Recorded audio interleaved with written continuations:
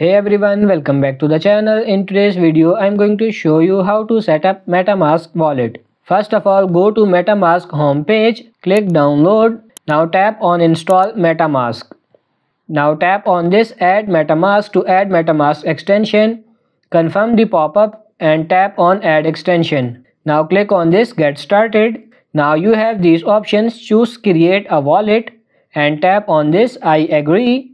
Once you are here, you have to enter your password and click on this create a setup and now tap on this create. Now tap on this next. This is important. Click here to reveal your secret words. Memorize this phrase, write and store it safely. Confirm your secret recovery phrase by selecting each phrase in order. Now click on confirm. Your MetaMask wallet is ready to use now. So that's pretty much it for this video. I hope this video was helpful. If it is, like it and subscribe to the channel. Thank you.